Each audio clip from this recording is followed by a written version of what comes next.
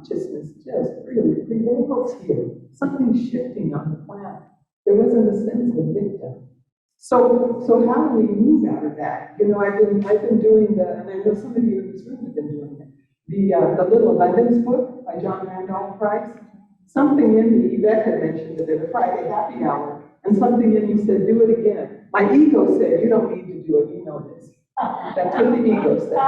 However, the Spirit said, you know, do it again. And so I've been doing it again, because really, Joan Randolph Price is all about knowing our connection with the presence. He's all about realizing our oneness. He's all about coming from that place in consciousness. And so I've been doing it again. I was reading yesterday, was it yesterday? Yeah, I think it was, you know, about how consciousness is unlimited.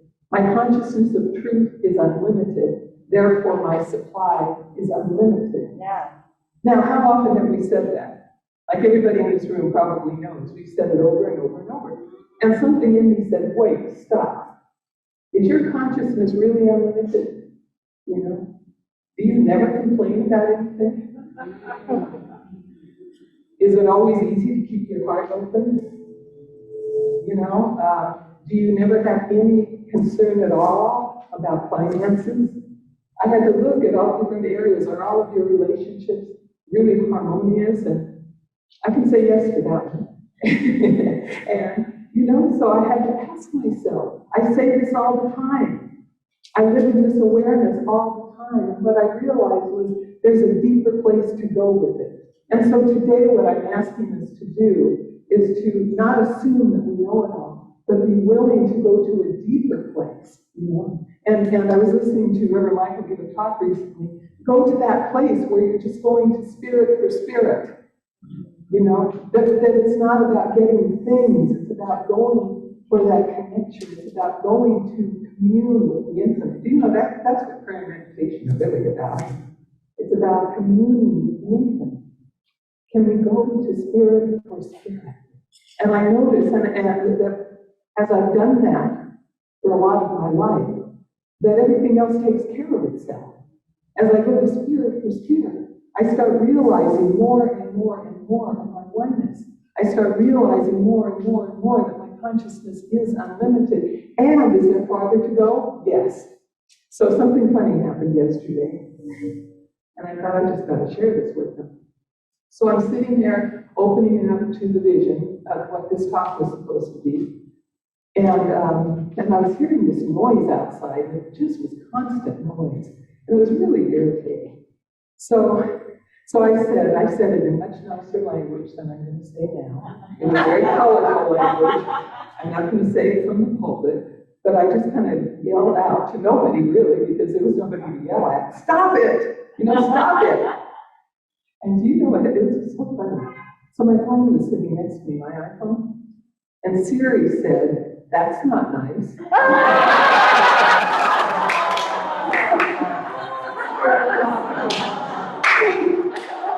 What?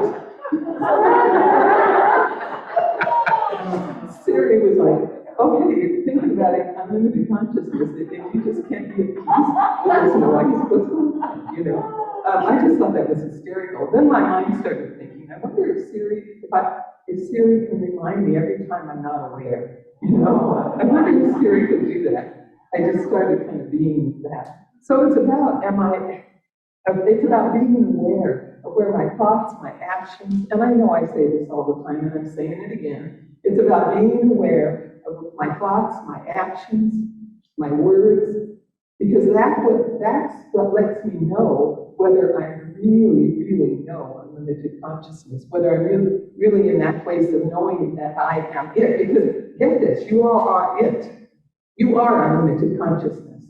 You are the consciousness of truth. It's about waking up to it over and over and over and over again. And as we all know, it's a journey, you know, on this earth plane. And there's so many wonderful ways that we get woken up, aren't there? Yeah. And so, you know, I look at things like the flood. I look at things like the fire. I look at things like some uncomfortable things that happened with the music ministry this week, and Helen handled so beautiful. And, you know, I look at these things and go, you know, how am I responding? What's my response here? Because it was a temptation for a moment to go into blame about something. And it's like, no, you don't want to go into blame here. Just be still, be still, be still. Be still and immerse yourself in the awareness of that unlimited consciousness that's always at peace, that's always being loved, that's always keeping your heart open, that's always in a place of empowerment, not victimhood. See, I could have gone into a place of victimhood around the noise yesterday, but Scary didn't let me. That's not nice. I don't think we can program Siri. Anyway, so what is this about? Unlimited consciousness. You can decide if you want to really give your life over to Spirit, really be that place of unlimited consciousness, or whether you want to live, as Reverend Michael always says, a life of mediocrity. Now, a lot of people are living lives of mediocrity, and that's not, and anything I'm saying is not a judgment. It's just that I was living a life of mediocrity for quite a while in my life, just not knowing, just out of ignorance. Here we are blessed in this community to know better, First of all, we hear it, and we take in the words, and we know how to work with consciousness in terms of using the laws of cause and effect. We learn how to do all that to prepare, to get the structures together in our lives. And here's the thing. That's not the end of the road. That's the beginning of the road.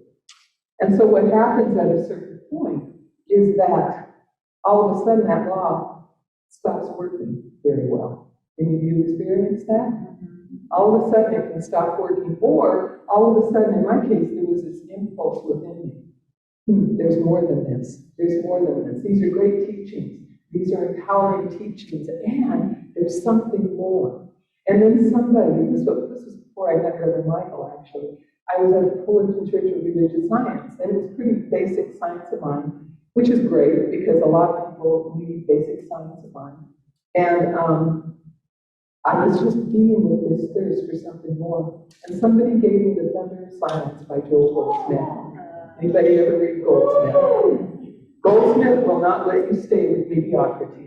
Yeah. I mean, he irritates people he really irritates a lot of people because he's so much in the absolute. This is the way it is. No excuses. This is just the way it is. So I read Joel Goldsmith and I was like, yes, this is what my soul's been thirsting for. So then what happens? And I'm into, because I had been in the convent, remember? I was into surrendering again, and yet I wasn't quite sure how all that worked with this teaching. Then I ended up going to practitioner training, and who's my teacher, Reverend Michael? You see how Spirit works. Spirit gives you the right teacher at the right time. Spirit gives you the right practitioner at the right time. Spirit gives you the right circumstances at the right time. Now, I will tell you, it wasn't having prac class with Reverend Michael was more than a notion. I lived in Fullerton at that time. This was in Los Angeles. This was on every Thursday night. This was usually more than an hour's drive because it was during traffic hour. And then after class, we loved each other so much, we'd all chat. Sometimes we'd went out and get something to eat. And then get home till midnight. And then got up 5 o'clock the next morning. I have 2 kids, I'm working, to support myself. All of that, and what a blessing. None of it was hard. None of it was hard. It was a joy. And it took me deeper into that place of surrender. The minute I heard Reverend Michael talk, and it was before he even started teaching, I was like, bingo, that's my teacher. You ever felt that? That's my teacher. And we went to depths and heights that were amazing. He read from Howard Thurman almost every week. We got to listen to Howard Thurman. We got to be in that beautiful consciousness. So going from my soul was not happy with, my soul was very happy at first that I could get the structures together in my life by using science mind principles. But then it wanted more. Any of you relate to that? Now either we can get to that place where we want more and we go into a place of surrender all by ourselves, or the law helps us. It helps us by not working anymore the way we think it should. Either way, it doesn't matter how you get there. But it's like, can I just love this presence so much? That's where my heart was. That's where my heart had always been. That's why I went into the convent in the first place.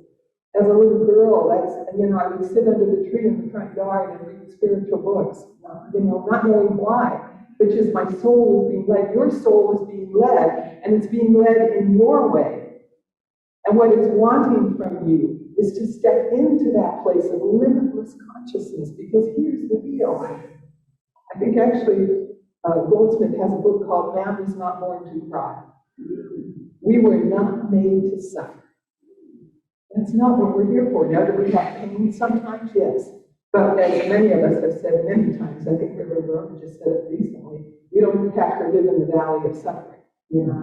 We go through those valley times, but we don't pitch our tent there. Instead, we look at what's being asked of me now, what's the gift in this for me now, what's being required of me now. And we see it as an opportunity to grow, develop, and unfold to our greatest yet to be. And then that cultivates that consciousness. So you might say, well, okay, so I set my intention, I'm in this. Give up mediocrity, live in unlimited consciousness, realize it, live it, and then something happens. And then all of a sudden I notice that I'm thinking unpleasant thoughts. I notice that I'm having unpleasant circumstances happen in my life. It's interesting because we often use the garden metaphor for things around here. And it's like you planted this beautiful garden, right?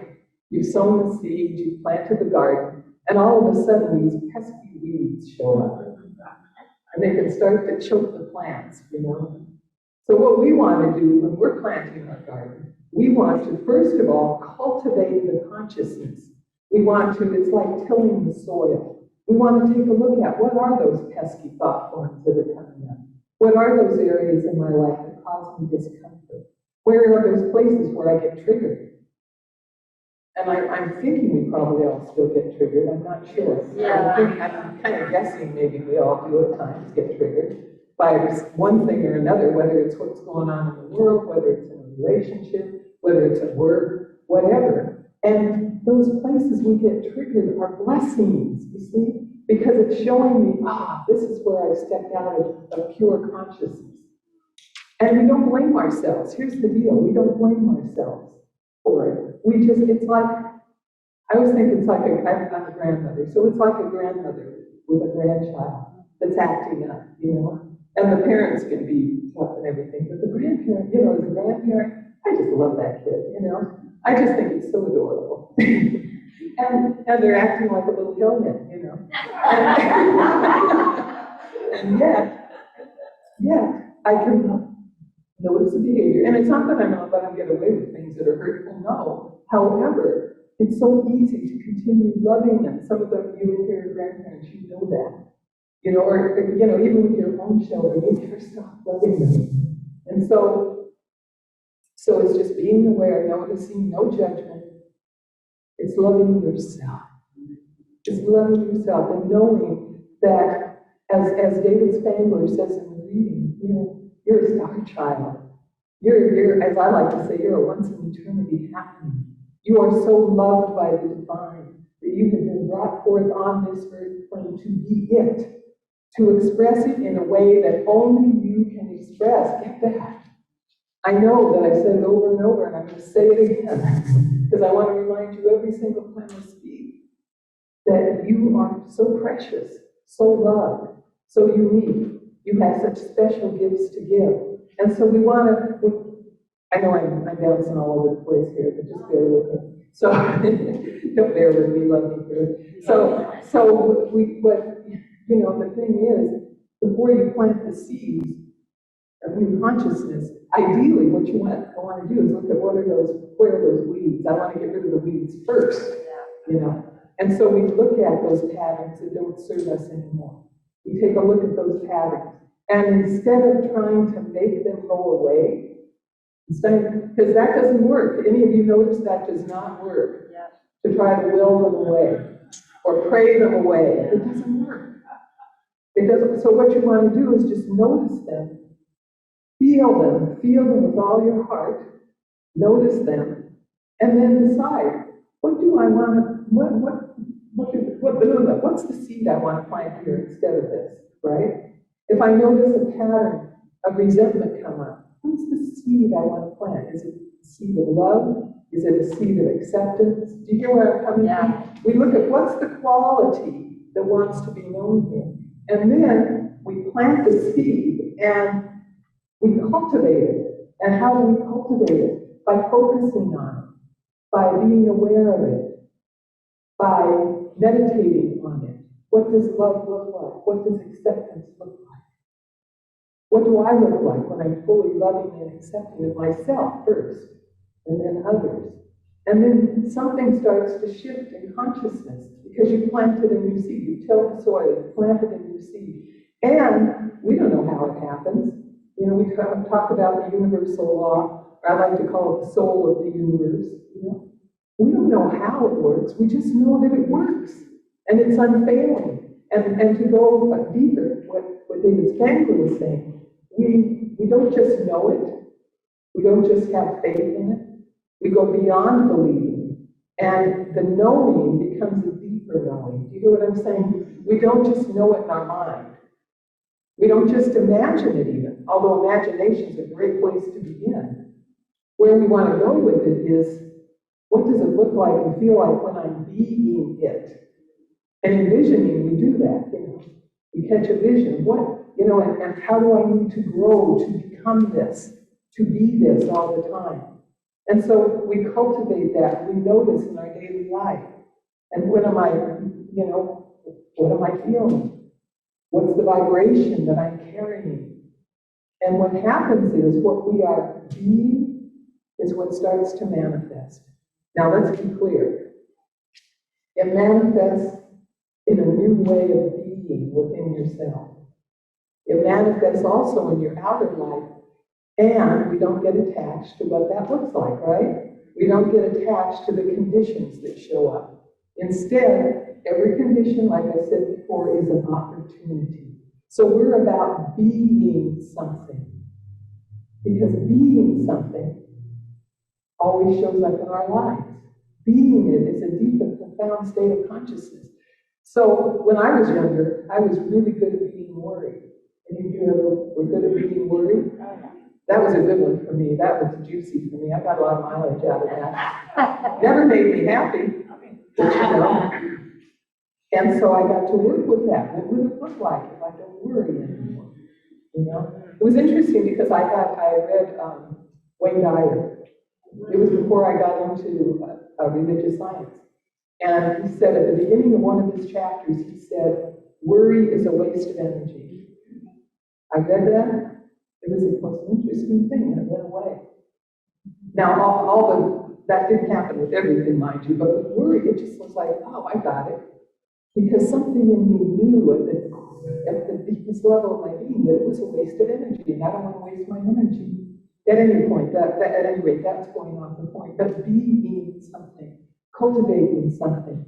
And for me, I've noticed that the best way of doing that is being aware of it, planting new seeds, cultivating those seeds in meditation, not trying to make anything different. We can, but I've discovered it's a lot of work to try to make everything different in my life. Have you all noticed that? Yeah. It's a lot of work. Yeah. I choose grace. I choose ease. I don't want to struggle with the conditions of my life. I don't even want to struggle with my consciousness. There's one for you. We don't want to struggle with our consciousness. Simply dive into that place of oneness. Dive in. Let spirit have its way. Be surrendered. Because your soul wants to, you would not be here at Agape Bay Area if your soul didn't want to surrender. I'll tell you that right now. Yeah. You know, and if your soul didn't want to surrender, you came here, you would probably leave. Because it's a vibe, you know, as a community, it's a vibe that we can surrender, and we can take it to the next one, and that's transparency. I am a transparency for the divine. I am being it. I am being unlimited consciousness. And does it mean that at every single moment we're in accord with it? No, we're growing. We're a work in progress. And as far as I can tell, we'll be eternally growing, right? Even as we move to the next dimension of life, we will be eternally growing. And Ernest Holmes says that somewhere, that consciousness is always evolving. So, people who think, well, I'll die and it'll be fine, I'll get out of here, everything will be different. Oh, no. I don't think so. I don't think so. I think what's going to happen is you take your consciousness with you. And there's a book, if any of you want to read this book, it's really great. It's Testimony of Life. Some of you know it because we did it in track class. If you want to know about the afterlife, read that book. It's a powerful little book. And as I read it, I was like, yeah, this resonates. Yes, this resonates. There's consciousness continues to evolve. So we're in that evolving state. We don't want to judge ourselves. We want to keep knowing the highest truth for ourselves.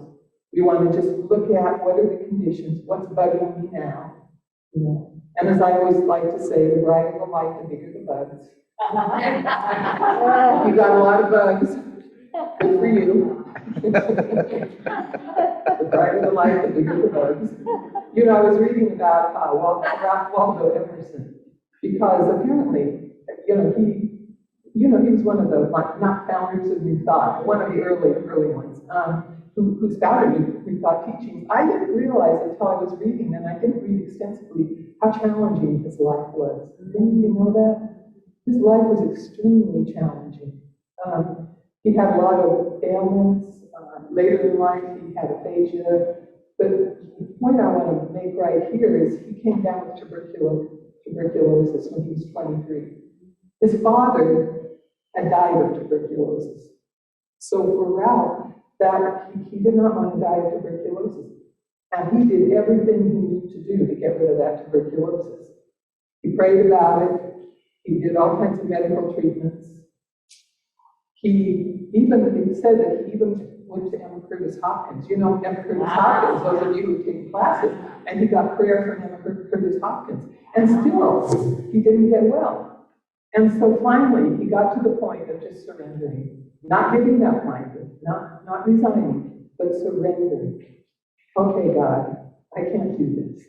I'm handing it over to you, God. I surrender this. I just want to know God. I just want to know the presence. And do you know, his tuberculosis was healed. All he wanted to know was the presence. That's the biggest message I have for you today. This is a homecoming today. And it's interesting, it's that time of year where colleges have homecomings and high schools. This is a homecoming for us today. And so it's a homecoming to yourself. And it's a homecoming to us as a community. And so I wanted to speak for just a moment about unlimited consciousness in our community. At the community level, every community has an aura. Every aura, you might call it an atmosphere, a mental atmosphere, as Holmes called it. Every community has some kind of an atmosphere. And so what's the atmosphere we want to have as a community? I know that oftentimes people, when they come here, I've heard it over and over, I feel so loved when I'm there. You all are so lucky. That's an atmosphere we want to cultivate. And are there times when maybe there will be differences? Yes. We're all human. There are going to be differences. However, we deal with them with love. They're little weeds that have come up in the community. And then we get to look at how are we going to deal with this, We give respectful communication with each other. We know that if I get triggered, I know if I get triggered by one of you, I have to look in me. Somebody was really upset with me last week because I couldn't make time for her. And I just couldn't. My life was kind of crazy last week, Unless I skipped a meal or had less sleep, and did something really big for me. You hear what I'm saying? Yeah. So you want to take care of yourself as well. And at first, I felt really bad about it. I felt like, oh my gosh, I've let this person down. Oh my goodness, and then all kinds of things came out of that. What's she going to think of our community? And my head started going in that direction. I just had to say, stop, wait. Look at yourself from an empowered point of view. Look at her from an empowered point of view. She has everything within her for her own healing too, And so I get to look at that in terms of our community. There are going to be those times sometimes.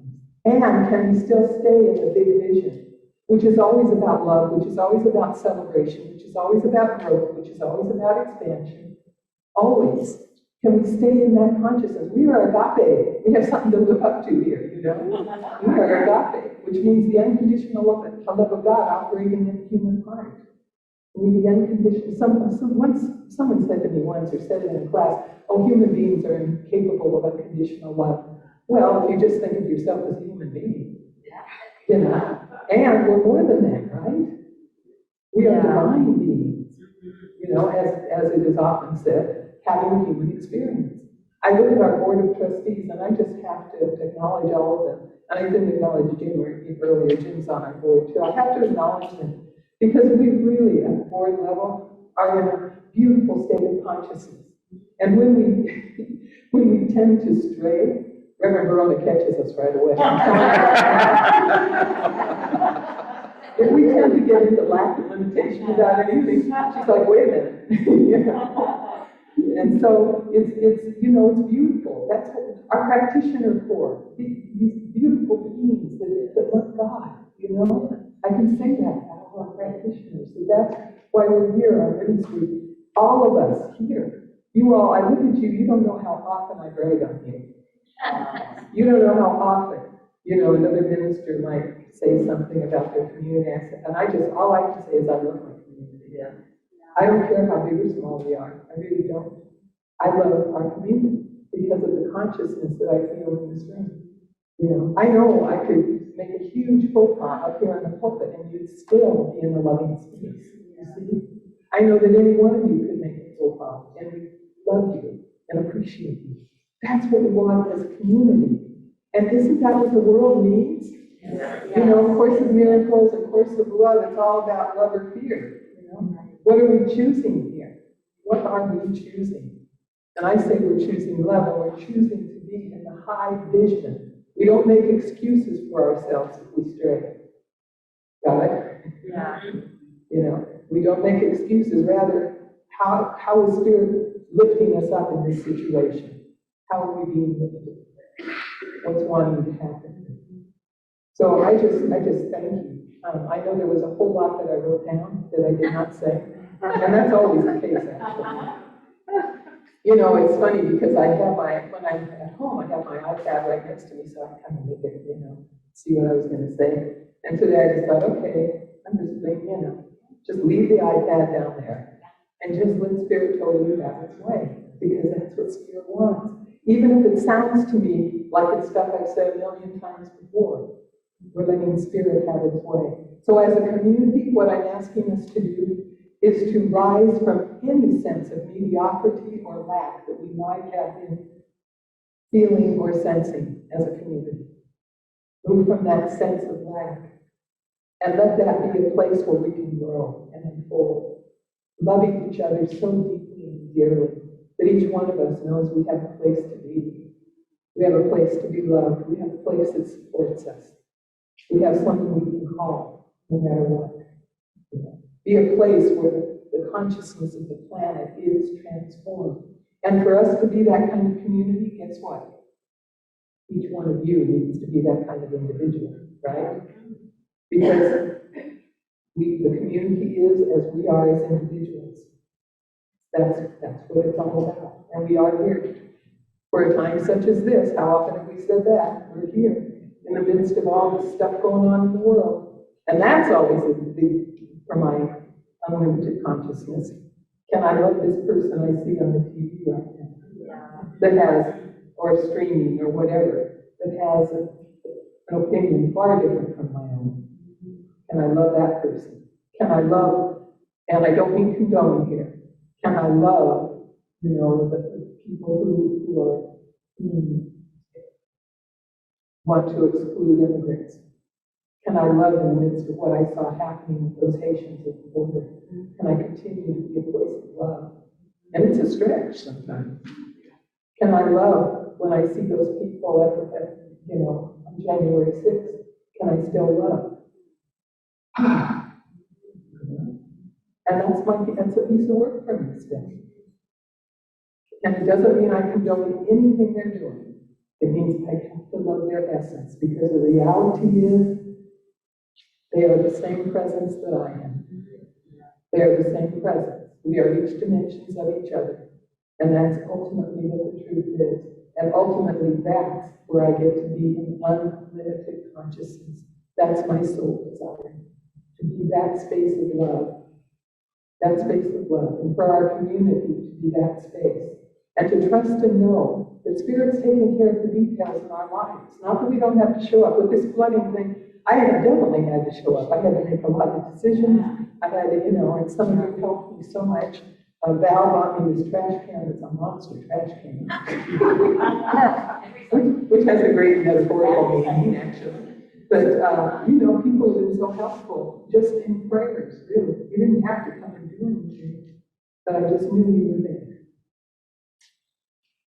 So, I want to say anything else. I can just be for a second. So, last words, let's grow together. Let's admit we have room to grow, and that our intention is to live in that unlimited consciousness of truth and love.